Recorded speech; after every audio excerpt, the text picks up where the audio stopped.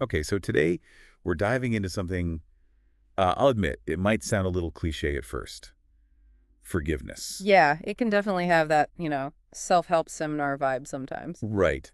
But stick with us because I think this deep dive is really about reframing forgiveness. Yeah. It's not about like, you have to do this, be a saint or something. It's more about how understanding forgiveness can actually benefit you, like how it can help you move on and feel more at peace. I think that's a really important distinction. Yeah, and we're exploring this idea through a blog post. It's from theheroicstoic.com called Forgiveness, Letting Go, Acceptance, The Art of Moving On, written by Alison Moore. Oh, I love her work. She always brings this really fascinating Stoic perspective to, well, pretty much everything. Exactly. And she starts off with this analogy. She compares forgiveness to, get this, Brussels sprouts. Okay, I'm intrigued. How are those two things even remotely related? Right. That's what I thought. But her point is we all know Brussels sprouts are good for us. Well, most of us anyway. Some people just can't get past the taste. Yeah, okay, fair enough.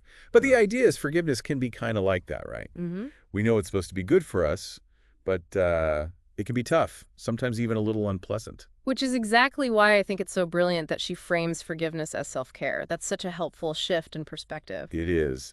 Because then it becomes less about, condoning what someone else did and more about recognizing how holding on to resentment is actually affecting you. Right. It's like you're acknowledging the burden that anger or hurt is placing on you. And she has this great analogy in the post. She talks about it like carrying around a heavy suitcase. Oh, I love that. Yeah, I mean, just imagine constantly lugging around all that, anger, hurt, the bitterness. Oh, it's exhausting. It's got to weigh you down after a while. It totally does. She talks about how it impacts your mood, your relationships, maybe even your physical health. Like it really starts to seep into every part of your life. Oh, absolutely. And think about the energy it takes to, keep all that anger alive. You're replaying the offense in your head, rehearsing things you wish you would have said. It's like a constant drain on your emotional resources. And here's where she really gets into uh, that stoic side of things, right? Yeah. She says forgiving someone doesn't mean you're saying what they did was okay. Right. It's not about condoning the action. Exactly. It's about recognizing that you can't control what happened in the past, but you can control how you choose to react to it and how you move forward from it. And that's where this idea of the dichotomy of control, a really core Stoic principle, comes into play. It's about understanding what you can and can't control. Like, can't change the past, right? You can't force someone to apologize or to, make amends. But you can choose how you carry that experience with you, how you let it affect you. So it's more about, I don't know, making a conscious choice to let go of that resentment, not because the other person necessarily deserves it, but because you deserve to feel peace. Exactly. You're choosing your own well-being. You're prioritizing your own inner peace. And this is interesting. She even acknowledges that, letting go is often way easier said than done. She compares holding on to grudges to drinking cold tea. Cold tea. Yeah, so at first, that tea might have seemed appealing, Yeah. but if you just let it sit there, it becomes this, well, cold, unappetizing mess. Okay, that's a pretty vivid image. But yeah, I get it. I mean, we've all had that experience of holding on to something for too long, thinking it's still good, but then realizing it's just not serving us anymore. Right, and I think clinging to a grudge can feel kind of like that. Like in the moment, Mm. replaying the hurt might feel, I don't know, momentarily satisfying or maybe even justified. But ultimately, it just leaves you feeling kind of bitter and stuck. Exactly. And that's where she gets into these concepts of letting go and acceptance. And she's really clear that they're not the same thing. Right. So acceptance in this context, it doesn't mean you're condoning the wrong that was done, but you're acknowledging it happened. You're facing the reality of the situation. Yeah, I love the analogy she uses to explain this. It's like those jeans from years ago that you just can't fit into anymore. Accepting that they don't fit doesn't mean you have to like it or be happy about it. Exactly. You're just acknowledging the truth of it. And that acknowledgement can be so freeing because then you can stop fighting reality and start focusing on, well, what you can do. So powerful. So, okay. But how do we actually start letting go of those grudges, those heavy suitcases? Alison introduces this really powerful visualization exercise. She has you imagine that you're leaving that suitcase, which represents all your resentment, on a train platform. Ooh, visualizations are so good for this kind of thing. I use them all the time with my clients. What do you think makes them so powerful? Well, I think it's because they really engage your imagination and tap into your emotions in a way that just thinking about something logically can't. Like with that suitcase visualization, you can almost feel that sense of lightness in your body as you watch the train pull away with all that baggage. It's like a physical release. It is. You're literally making space for something new. Exactly. And isn't this all really, like, at its core about that Stoic principle we were talking about earlier, that idea of focusing on what you can control? You can't control what happened, but you can control how you react to it, how you process it all, and ultimately whether you choose to hold on or let go. It really is about reclaiming your power, choosing peace instead of being controlled by resentment. Now, what about those moments when you're just, I don't know, flooded with those really intense emotions, like anger and hurt, and letting go feels impossible, Oh, yeah. It can be really tough in those moments to even think straight, let alone make a conscious choice to let go of something. right? So what do we do then? Well, Allison actually gives some surprisingly practical advice for dealing with those intense emotions. She suggests simple things like taking a deep breath, counting to 10, just to kind of create a little space between the emotion and your reaction. Oh, and she mentions having a cup of tea, of course. But seriously, those little acts of self-care, even if they seem simple, can actually be really helpful in those moments. It's like you're giving yourself permission to pause. Totally. I think what I appreciate most about her approach is that she doesn't shy away from humor. Yeah, yeah. Remember how she ends the whole post with a joke about never fitting into those old jeans and needing some chocolate biscuits? It's great, right? Like she's reminding us not to take ourselves too seriously, even when we're dealing with, tough stuff like forgiveness. And maybe that's part of what makes this whole approach so appealing. It's not about denying the reality of difficult emotions. It's about navigating them with a little bit more humor and perspective. And grace, grace for ourselves and honestly, sometimes a little bit of grace for the other person too. Because let's be real, we all make mistakes. Yeah, that's a good point. And maybe that's what makes forgiveness feel less daunting, less like this huge, impossible task. It's about finding that balance between acknowledging the hurt while also choosing to focus on what we can control, our own thoughts and actions. And ultimately choosing to move forward with a sense of peace and, like you said, even a little bit of grace. It's a beautiful thing. It really is. And it makes you wonder why we sometimes cling so tightly to those grudges, even when, deep down we know they're not doing us any good. Hmm, that's a good question.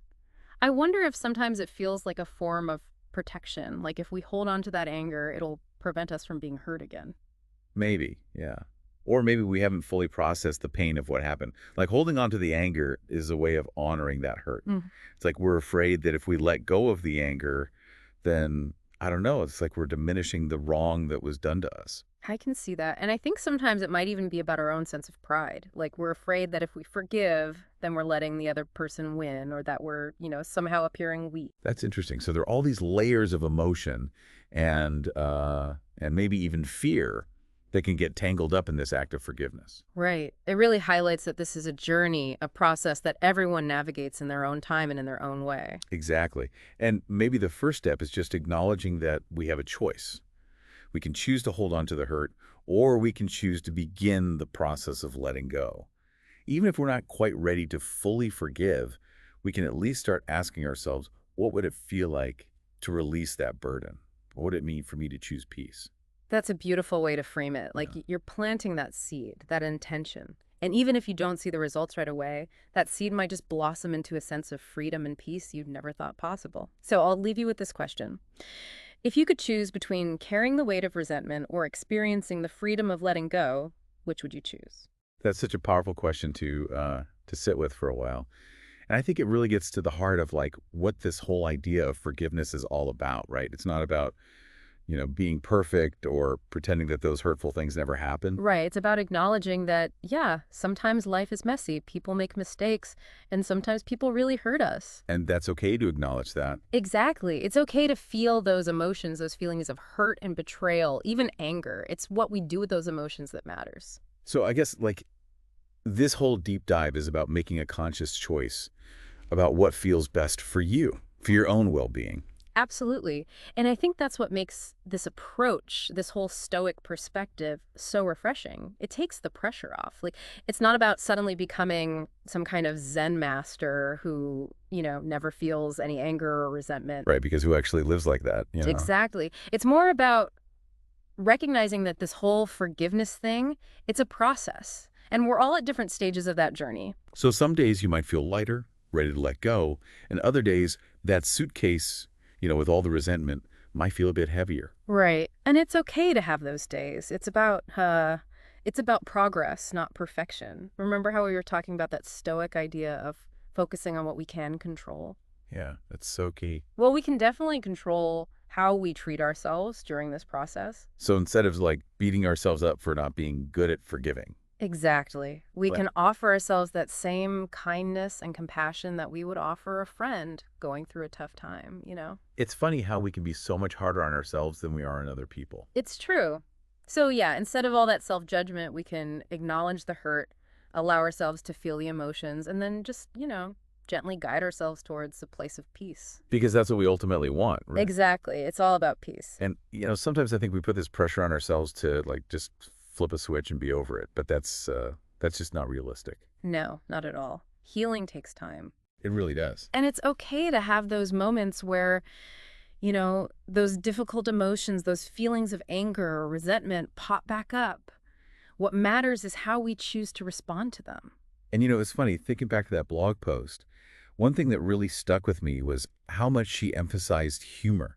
Like, remember how she even ended the whole thing with that joke about needing those chocolate biscuits after giving away those old jeans? Right.